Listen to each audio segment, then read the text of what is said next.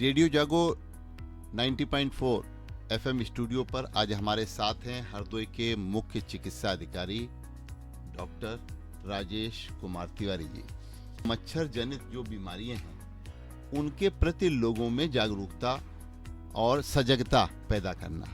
तो आप डॉक्टर साहब मलेरिया क्या है और इसके बारे में लोगों को जरा बताएं कि मच्छर जनित ये बीमारी है, कैसे इसकी रोकथाम लोग करें कि जिससे कि मलेरिया न हो, और क्या सिम्टम्स होते हैं, वो हमारे शरीर में कौन से ऐसे परिवर्तन दिखाई पड़ते हैं जिससे कि हम समझें कि ये मलेरिया का रोग है। मलेरिया एक मच्छर जनित रोग है जो गंदगी में मच्छर पैदा होते हैं उनके द्वारा फैलाया जाता है जी। इसी बेस पे इसको मलेरिया कहते हैं जी। मल प्लस एरिया अच्छा, मलेरिया अच्छा मल प्लस एरिया यानी गंदगी से उत्पन्न होने वाली बीमारी। इसलिए स्वच्छता अभियान इसके लिए बहुत महत्वपूर्ण है, जिसके तहत इसको रोकथाम करने में बहुत आसानी होती है। मलेरिया दो तरह की होती है, एक प्लाज्मोडियम फैल्सीफेरम जो कि बहुत ही खतरनाक होती है, लेकिन इसका इलाज बहुत ही कम समय 3 दिन में ही पूरा हो जाता है। अच्छा। दूसरा होता प्लाज्मोडियम वाइवेक्स, इसका इलाज ये उतनी खतरनाक नहीं है जी। इसमें डेथ कम होती हैं, लेकिन इसका इलाज जो है आपको करीब 2 हफ्ते तक चलता रहता है कंटिन्यूअस, तब जाके ये रेडिकल क्योर में पहुंचता है कि मलेरिया आपका शरीर मलेरिया फ्री हो गया है। अच्छा। ये मच्छरों के द्वारा फैलती हैं। मच्छर के काटने से बाद जो मलेरिया जिसको हो जाता है उसके शरीर में संरचना में क्या परिवर्तन दिखलाई पड़ते हैं? मलेरिया ज़्यादातर शरीर पे जो है 3 पार्ट पे जो है इफेक्ट करता है। पहला ब्लड है जिसके थ्रू जाता है, दूसरा लीवर है, तीसरा स्प्लीन है, जिसकी वजह से मलेरिया में आपको जो है फीवर के बाद जो है येलो यूरिन जॉन्डिस होना स्वाभाविक है। जॉन्डिस भी करता और एनीमिया भी काज करता है, दोनों चीज़ें काज करता है। यानी अगर मलेरिया के मच्छर ने काटा है तो बुखार आपको आ सकता है? बुखार आएगा, पीली पेशाब आपकी होगी, पीली पेशाब होगी और शरीर में काफ़ी ठंडक भी लगेगी। अच्छा, जाड़ा लग के जिसको लोग हाँ, कहते हैं जाड़ा लग के बुखार इसी को कहते हैं। अच्छा।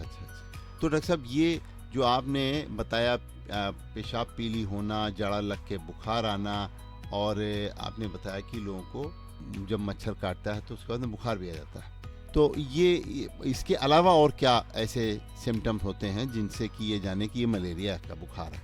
क्योंकि बुखार तो बहुत तरीके के हैं, आजकल वायरल भी चल रहा है, वायरस है वो अभी हम लोगों ने देखा, तो वो वायरस का बुखार और मलेरिया का बुखार में फ़र्क कैसे पता लगेगा? किसी भी तरह का बुखार आपको महसूस होता है जो 1 से 3 1 से 4 के आसपास है, उसमें आप जाके बुखार के दौरान ही अपनी स्लाइड बनवा लें।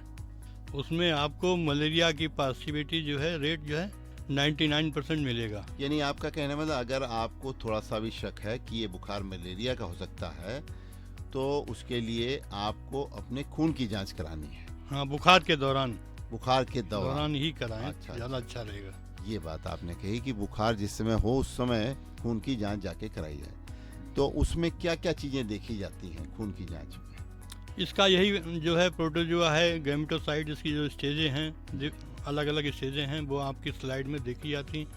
एक तो इसमें स्लाइड जो है 2 तरह से स्लाइड बनाई जाती है, या ऑर्डिनरी एक स्लाइड होती है वैसे बनाई जाती है, एक स्लाइड वैसे ही छोटे से एरिया में बनाई जाती है जिसमें कि हम पूरे ब्लड की जो है पूरी स्टडी कर लेते हैं कि इसमें कहीं प्रोटोजुआ उसका गैमेटोसाइट जो भी कहीं मिस तो नहीं हो रहा।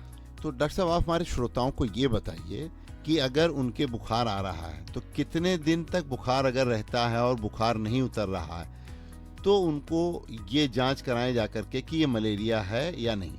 हमारे हिसाब से अगर एक बार भी बुखार आता है, तेज बुखार आता है, तो उसको मलेरिया की जांच इमीडिएट 24 घंटे के अंदर करा लेनी चाहिए, लेकिन बेहतर यह है कि बुखार के दौरान ही कराएं। लेकिन एक दिन के बुखार में तो डॉक्टर साहब मलेरिया की जांच की कोई आवश्यकता होती नहीं, क्योंकि आदमी के 1 दिन का बुखार तो ठीक हो जाता, 2 दिन का भी ठीक हो जाता। हरदोई जो है मलेरिया प्रोन डिस्ट्रिक्ट है। अच्छा। इसमें अवॉइड नहीं करना चाहिए, जितनी जल्दी से हो जांच तो हो आपने जो बात कही हरदोई जिला मलेरिया ग्रसित जिला माना जाता है, तो इसके क्या आंकड़े हैं जिसके आधार पे यह कह रहे हैं कि आपकी हरदोई मलेरिया ग्रसित जिला है? नहीं, ये तो जो है कितने मरीज आपके पास मलेरिया के हैं? नहीं, ये तो एसपीएम का यह है, अब तो काफ़ी कंट्रोल कर लिया गया। अब जी। पुरानी वाली पोजीशन हरदोई की नहीं है। अच्छा अच्छा। अब हम उससे बाहर हैं, लेकिन फिर जी। भी हमें इस तरफ हमेशा सचेत रहना चाहिए कि हम इस एरिया में हैं, जी यहाँ मलेरिया की पॉसिबिलिटी ज़्यादा है, इसलिए मलेरिया पे की स्लाइड हमें तुरंत ही बनवानी चाहिए। तो अब ये बताइए डॉक्टर साहब कि मलेरिया मान लिया स्लाइड में आ गया कि हाँ आपके मलेरिया है, तो वो कितने दिनों में ठीक होगा? क्या उपचार करने की आवश्यकता है? अगर फैल्सीफेरम प्लाज्मोडियम फैल्सीफेरम मलेरिया है जो घातक होता है, जी तो उसका इलाज तो दोनों ही आपको तुरंत ही शुरू करने पड़ेंगे। जी ये तो आपको 3 दिन में ही आपका रेडिकल जो है क्योर हो जाता है, जी और उसके लिए कम से कम आपको 2 सप्ताह आपको करना पड़ता है इंतज़ार, दवा खाना पड़ता है, तब जाके पूरी तरह क्योर होता है। इसमें एस्पिरिन बढ़ जाती है।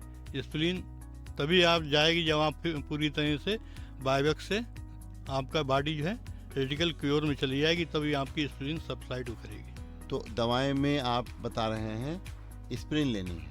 नहीं, एस्पिरिन अच्छा बढ़ जाती है इसमें। अच्छा अच्छा। दवाओं में क्या दवा में आप बगैर डॉक्टर की सलाह से केवल हम पैरासीटामोल लें। पैरासीटामोल, क्योंकि बुखार उतारने की ही केवल एक है दवा। हाँ, बाकी जो है डॉक्टर की सलाह से ही दवा लें, क्योंकि ये कभी कभी नुकसान भी कर सकती है। जी डॉक्टर साहब, ये बताइए हमारे श्रोताओं को कि मलेरिया का बुखार ठीक हो जाने के बाद लोगों में काफ़ी कमजोरी आ जाती है, और उस समय जिस समय कमजोरी आ जाती है उसमें कुछ अन्य बीमारियां भी जो हैं वो मरीजों को अपनी ओर मतलब अपना प्रभाव मरीज पर डालती है। मलेरिया में सबसे ज़्यादा जो डिस्ट्रक्शन होता है वो हमारे जो है ब्लड में आरबीसी का डिस्ट्रक्शन होता है, जिसकी वजह से जो हीमोलिसिस ज़्यादा हो जाती है। उसी वजह से लीवर पर लोड बढ़ता है। जी लीवर पर लोड बढ़ने की वजह से जॉन्डिस हो जाता है। जी इसी दोनों सिस्टम के डिस्टर्बेंस होना जाने की वजह से पेशेंट जो है काफ़ी वीक हो जाता है। डॉक्टर साहब, ये हमारे श्रोताओं को बताइए कि मलेरिया में जैसे कमजोरी हो गई और दवाओं से उसने ठीक भी कर लिया अपने को, लेकिन हम वो कौन कौन सी चीज़ें ऐसी प्राकृतिक करें जिनसे कि मलेरिया के मरीज को बिना पैसे के फायदा हो? प्राकृतिक उपचार की बात आप बताइए। प्राकृतिक उपचार ही यही है हमारे सिस्टम में। तो प्राकृतिक उपचार जो है मलेरिया की रोकथाम है। जी मलेरिया की रोकथाम आप आसानी से कर सकते हैं, जिसमें आपको कोई दवाई नहीं खानी पड़ेगी। जैसे आपने बताया कि पीलिया रोग होने का काफ़ी संभावना रहती है मलेरिया के रोगी को। नहीं, पीलिया रोग तो होने खाने पीने में क्या चीज़ हम लें या किस चीज़ से परहेज करें? क्या लें और क्या ना लें? वो ये फैट डाइट आप जो है ना लें, बाकी डाइटें आप सामान्य रूप से। आपका कहने का मतलब तली भुनी चीज़ें ना और ये सब चीज़ें घी की न लें, और बाकी क्या चीज़ें लेने में ज़्यादा अच्छा रहेगा? सभी चीज़ें लेते हैं। आज जो भी चीज़ें जो है आयरन बढ़ाता है, चुकंदर है, ये सब है, ये भी आप काफ़ी ले सकते हैं। मतलब फल हैं, सब्जी हैं, सब्जी हैं, आप लीजिए। इनका प्रयोग करें ज़्यादा से ज़्यादा। तो डॉक्टर साहब, और आप क्या हमारे श्रोताओं को मलेरिया के बारे में जानकारी देना चाहेंगे? बताइए आप जरा।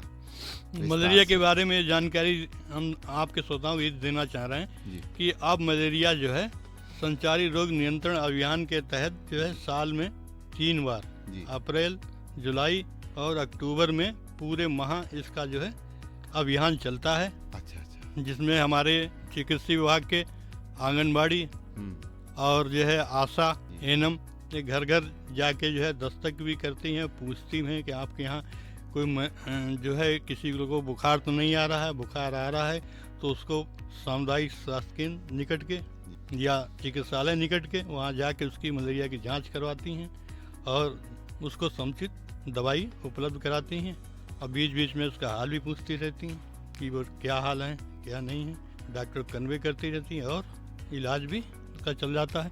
आजकल तो हेल्थ वेलनेस सेंटर पे तो अब आपके कंप्यूटर भी लग गए हैं, तो वहाँ पे जो है हमारी जो है स्टाफ नर्स वहाँ की ड्यूटी होती है, वो आपको सीधे डॉक्टर से जो है टेली कम्युनिकेशन के माध्यम से बात करा के जो है आपको दवा उपलब्ध करा सकती है, और उनकी बताई हुई जांच मलेरिया की वहीं बैठ के आपकी कर देगी। बहुत बढ़िया बात बताई कि अब हमारे श्रोता ये भी समझ लें कि टेलीपैथी यानी टेलीफोन से भी टेलीकम्युनिकेशन हमारे श्रोता जो हैं वो डॉक्टर से संपर्क कर सकते हैं। डॉक्टर साहब, कोई हमारे श्रोताओं को नंबर बताइए जिस नंबर पे हमारे श्रोता जो हैं टेलीफोन पे संपर्क करते नहीं, श्रोता डायरेक्ट संपर्क न करें, वो वहाँ के हेल्थ वेलनेस सेंटर पे जो हमारे जगह जगह पे बने हुए गांव में, हाँ, उनमें जो है स्टाफ नर्स जो ड्यूटी पे है उससे संपर्क करें। वो उनको जो है उनका जो है फोटोग्राफ भी वहाँ भेज देगा, सीधे आमने सामने उनकी बात करा देगा डॉक्टर से। क्या ये एएनएम वगैरह जो हैं, इनको एएनएम है, आशा वो हैं, इनको भी इस तरीके की कुछ निर्देश हैं कि वो अभी इतना नहीं कर पाए कि एएनएम आशा को मैं कर सकूं कि ये काफ़ी जो है एडवांस टेक्नोलॉजी है जी। तो इसमें जो है ट्रेंड सीएचओ के पद पे जो है स्टाफ नर्सें तैनात की गई हैं। उनकी ड्यूटी है कि वो आपकी वहाँ पर जांच भी करेंगी और वक्त रहते डॉक्टर से आपका संपर्क भी करा देंगी, आमने सामने आपकी बात करा देंगी और उसका जो ट्रीटमेंट जो वहाँ पर लिखेगा वो यहाँ पे जो है प्रिंटर के द्वारा निकल आएगा, वो दवाई आपको उपलब्ध करा देंगे, वो जांचें आपकी कर देंगी।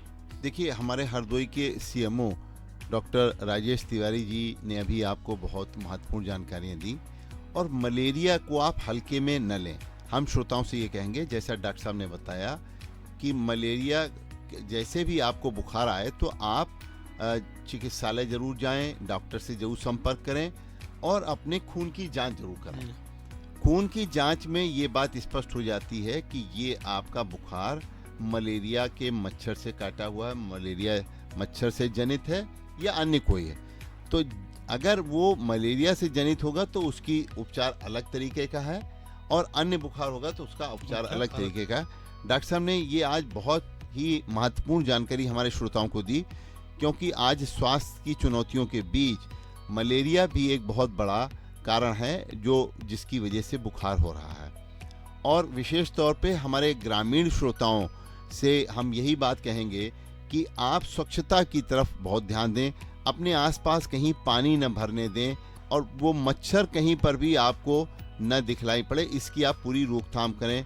यदि कहीं नाली है, पास में कोई पोखर है, गड्ढा है, तो आप ये जरूर ध्यान रखें कि वो मच्छर आपके पास तक न पहुंचे, इसलिए उसकी प्रबंध जरूर करें। तो देखिए श्रोताओं, आज हमारे रेडियो जागो 90.4 एफएम स्टूडियो पर हरदोई के सीएमओ डॉक्टर राजेश तिवारी जी ने बहुत महत्वपूर्ण जानकारी मलेरिया के संबंध में दी। डॉक्टर साहब को बहुत बहुत धन्यवाद।